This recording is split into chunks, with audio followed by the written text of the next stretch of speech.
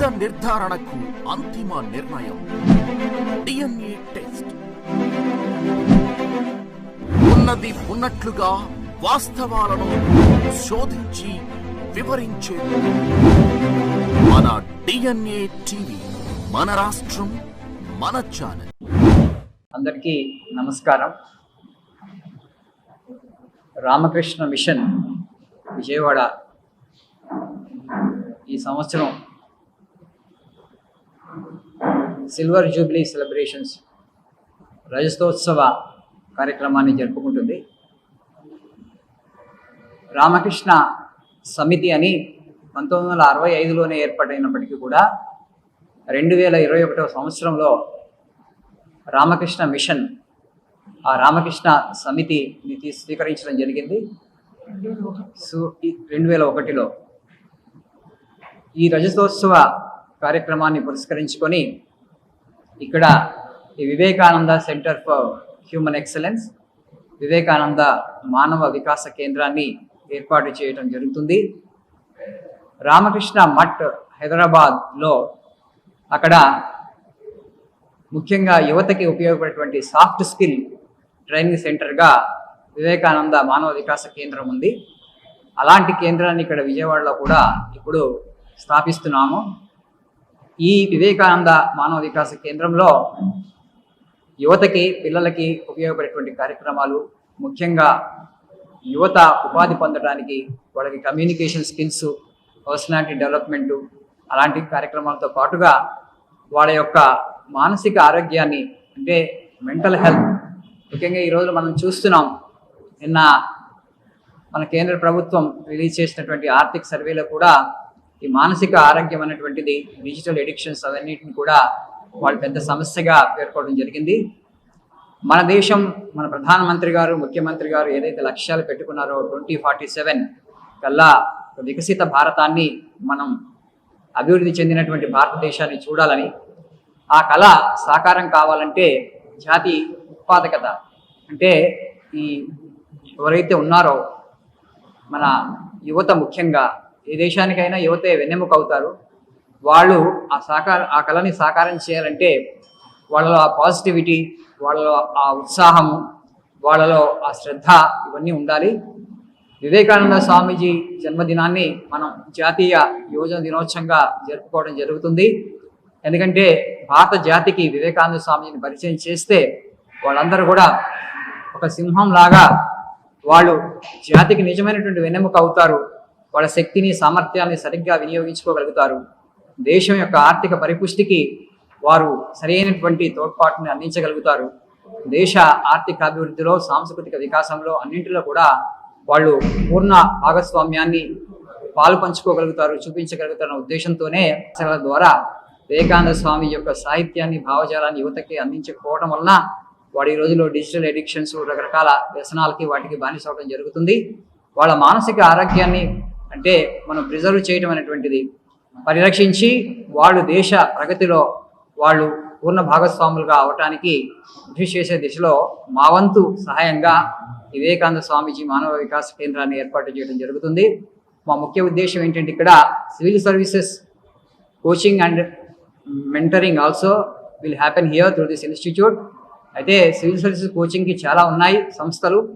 అయితే ముఖ్యంగా సివిల్ సర్వీసెస్లో ఇవాళ వాల్యూస్, ఎథిక్స్ మీద ఒక పేపర్ ఉంది. వాల్యూస్, ఎథిక్స్ ఎందుకు అవసరము, మనం ఏ విధంగా వాల్యూస్ని, ఎథిక్స్ని కాబోయేటువంటి సివిల్ సర్వెంట్స్కి మనం ఇవ్వగలుగుతాం అన్నటువంటి విషయంలో చాలా కోచింగ్ ఇన్స్టిట్యూట్స్కి అంత స్పష్టత ఉందని నేను అనుకోవట్లేదు. వివేకానంద స్వామీజీ సాహిత్యంలో ఆ విషయానికి సంబంధించి why dharma is important, why values and ethics are important, how we can inculcate these values in the future generations, ఆ విషయంలో స్వామీజీ భావజాలం కనుక వాళ్ళకు వంట పెడితే తప్పకుండా వాళ్ళు దేశానికి గర్వకారణమైనటువంటి అధికారులుగా తయారవగలుగుతారు. అందుకనే civil services coaching and mentoring institution పెడుతున్నాం. దాంతోపాటు communication skills, personality development, mind management, meditation and yoga కోర్సెస్ని ప్రవేశపెడుతున్నాం. మాకు హైదరాబాద్లో Vivekananda institute for human excellence ఉంది. గత 20 సంవత్సరాలుగా 18 లక్షల మంది యువతని ఎవరు తీర్చిదిద్దగలిగారు ఆ ఇన్స్టిట్యూట్ ద్వారా. విజయవాడలో మాకు అంత పెద్ద స్థాయిలో మేము ఏర్పాటు చేయలేకపోయినా కూడా మాకు ఉన్నటువంటి స్థలంలో ఈ భవనాన్ని నిర్మించడం జరిగింది. ముఖ్యంగా యువతకి, పిల్లలకి ఇప్పటి నుంచి ఆ కార్యక్రమం జరుగుతాయి. ఎల్లుండి ప్రారంభోత్సవ కార్యక్రమం జరుగుతుంది. ఈ బిల్డింగ్ని మా సర్వాధ్యక్షులు పరమ పూజ్య స్వామి గౌతమానందజీ వారు వచ్చి బిల్డింగ్ని ముఖ్యంగా ష్రైన్ వాళ్ళు పూజ చేస్తారు. అక్కడ ఆ రామకృష్ణ వారి ధ్యాన మందిరం లాగా ఉంది, 2nd ఫ్లోర్లో, మీరు తర్వాత చూడవచ్చు. అది ఓపెన్ చేసిన తర్వాత పుస్తక విక్రయశాలని మాజీ ఉపరాష్ట్రపతి ముప్పవరపు వెంకయ్య నాయుడు గారు ప్రారంభిస్తారు. 1 గంట కార్యక్రమం ఉంది, 9 గంటల నుంచి 10 గంటల వరకు. 10 గంటలకు వాళ్ళు అక్కడ తుమ్మలపల్లి కళాక్షేత్రానికి వెళ్ళి అక్కడ పబ్లిక్ మీటింగ్ ఉంది 10:30 నుంచి 1 గంట వరకు. ఆ కార్యక్రమం 2 గంటల నుంచి 4 వరకు యువజన సమ్మేళనం ఉంది. మళ్ళీ 5:30 నుంచి 7:30 వరకు teachers convention, role of teachers in nation building, ఇది 1వ తారీఖు కార్యక్రమం. 10 గంటల తర్వాత కార్యక్రమం అంతా తుమ్మలపల్లి కళాక్షేత్రం ఉంటుంది. 9 నుంచి 10 వరకు మాత్రం కార్యక్రమం ఇక్కడే ఉంది ఈ భవనంలో. ఈ భవన ప్రారంభోత్సవానికి విజయవాడ నగరవాసులకి, చుట్టుపక్కల ఉన్న ప్రజలందరికీ కూడా ఇదే మా ఆహ్వానం. నమస్తే. మీకు అందరికీ తెలుసు, రామకృష్ణ మిషన్ విద్యారంగంలో, వైద్య రంగంలో ఎన్ని రకాలుగానూ సేవలు చేస్తూ వస్తున్నది. అందులో భాగంగా రామకృష్ణ మిషన్ విజయవాడలో సుమారు 8.5 కోట్ల రూపాయలతో ఈ భవ్య భవనాన్ని నిర్మించడం జరిగింది. ప్రతి పైసా కూడా డొనేషన్స్ ద్వారా వచ్చిన డబ్బులే, పబ్లిక్ నుంచి వచ్చిన డబ్బులు పబ్లిక్ కోసమే ఉపయోగించాలి అనేది మా ఉద్దేశం. మొత్తం మన ఆంధ్ర రాష్ట్రంలో ఎంతోమంది సివిల్ సర్వీసెస్ వెళ్ళాలి అని కోరుకునేటువంటి యువకులు ఎంతోమంది ఉన్నారు. అయితే మన ఆంధ్రప్రదేశ్లో ఈ సివిల్ సర్వీస్ కోచింగ్ సెంటర్ అనేది లేదు. వాళ్ళు హైదరాబాదు, కర్ణాటక, చెన్నై ఇలాగా ఇతర రాష్ట్రాలకు వెళ్తూ ఉన్నారు. ఇది గమనించి ఆంధ్రాలో సివిల్ సర్వీస్ కోచింగ్ సెంటర్ ఒకటి ఉండాలి అని భావించి ప్రధానంగా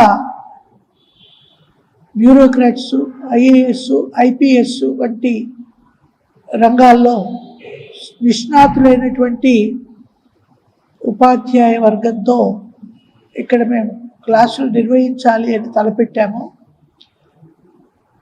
మీడియా అనేది చాలా ప్రధాన పాత్ర పోషిస్తుంది. ఇటువంటి ఒక అవకాశం విజయవాడలో ఉన్నది అన్న సంగతి జనబాహుళ్యంలోకి వెళ్ళాలి అంటే మీడియా ముందుకు రావాలి. మీ యొక్క సహాయ సహకారాలు ఉంటే తప్ప మేము చేస్తున్న సేవా కార్యక్రమాల గురించి ప్రజలకి తెలిసే అవకాశం లేదు. కాబట్టి మీరు ఎక్కువగా దీని విస్తృతంగా మీరు జనాల్లోకి వెళ్ళేటట్లుగా, జనబాహుళ్యంలోకి వెళ్ళేటట్లుగా మీరు మాకు సహకరించాలి అని మేము మనస్ఫూర్తిగా కోరుకుంటూ ఉన్నాం. ఎందువల్లంటే ప్రచారం అనే దాన్ని మేము ప్రోత్సహించాం. అయితే ప్రజలకి మేము ఏం చేస్తున్నాం అనేది తెలుసుకోవడం, తద్వారా వాళ్ళు ఉపయోగపడాలి అనే ఉద్దేశంతోనే మిమ్మల్ని ఆహ్వానించడం జరిగింది. ఈ భవంతిని మా సర్వాధ్యక్షులైనటువంటి గౌతమానందజీ మహారాజ్ గారు ప్రారంభోత్సవం చేస్తున్నారు. చీఫ్ గెస్ట్గా పార్టీ ఉపరాష్ట్రపతి వెంకయ్య నాయుడు గారు రావడానికి సమ్మతించారు. వారు వస్తున్నారు. 1వ తారీఖు ఉదయం 9 గంటలకి ప్రారంభోత్సవం జరుగుతుంది. ఆ రోజు కూడా మీరందరూ పాల్గొని విస్తృతంగా దీని గురించి మీ మీడియాలో తెలియజేయాలి అని మేము అభ్యర్థిస్తున్నాం. ఇప్పుడు మీరు ఏమైనా అడగదలుచుకుంటే మీరు అడగండి, మేము వివరణ ఇచ్చే ప్రయత్నం చేస్తాం.